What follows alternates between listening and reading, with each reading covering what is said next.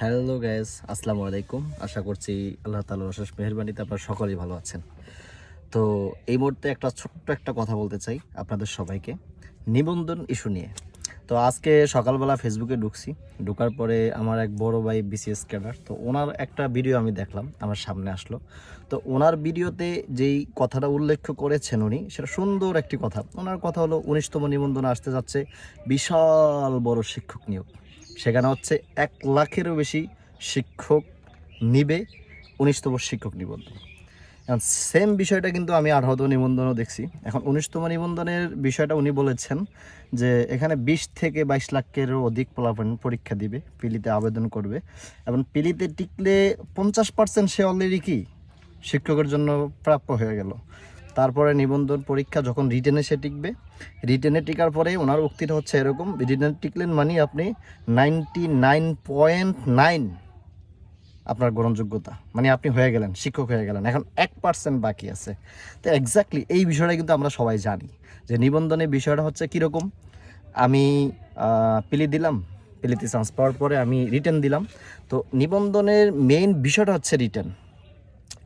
আমাদেরকে কিন্তু যে 18তম নিবন্ধন আমরা যারা দিয়েছি তাদেরকে কিন্তু কখনো বলে নাই যে আপনার ভাইবার মার্কস যোগ হবে বা ভাইবাতে আপনাকে ফেল করানো হবে, এগুলা বিষয় এগুলা বলে নাই। কারণ 16, 17 এগুলা যে 15 এগুলো আমরা যা দেখছি যে নিবন্ধনে শুধুমাত্র রিটেনে পাস করার পরে ভাইবায় যারা অংশগ্রহণ করে, ইভেন হচ্ছে যে যাদের কাগজপত্র একটু সমস্যা থাকে, হ্যাঁ, তাদেরকে বাদ দেওয়া হয়। কিন্তু যারা অংশগ্রহণ করে কাগজপত্র কোনো সমস্যা নেই, মোটামুটি ফর্মালিটি ড্রেস আছে, ভালো আছে, তাদেরকে বাদ দেওয়া হয় না। কিন্তু এই 18তম নিবন্ধনে যেটা দেখলাম যে সম্পূর্ণ উল্টা হয়েছে। কিন্তু এখন এই যে যারা রিটেন পরীক্ষা পাস করলো, তাদেরকে ভাই নিয়ে 1%-এর জন্য বাদ দেওয়া হইলো। তো এটা অবশ্যই একটা বৈষম্য করা হয়েছে। এখন এটা তাদের মন গড়া, তাদের হাতে আইন আছে, তারা অনেক কিছু করতে পারে। এটা তো সবাই আমরা পারবো না। এখন সর্বোপরি মিলে হচ্ছে যে কি করার, হয়তো এখন হিসাব করতে হবে যে আল্লাহ রাখে নাই, কিন্তু ওরা যে দুর্নীতি করছে এই বিষয়টা কে বলবে? এই বিষয়টা আপনি বলবেন? বলবেন না, কারণ আপনি তো টাকা খাইছেন, টাকা খেয়ে চুপ করে আছেন। ঠিক আছে, এখন অনেক বিষয় আছে, অনেক কিছু আছে যেগুলো বললে হয়তো দেখা গেছে আবার আমার নিজের ক্ষতি হবে।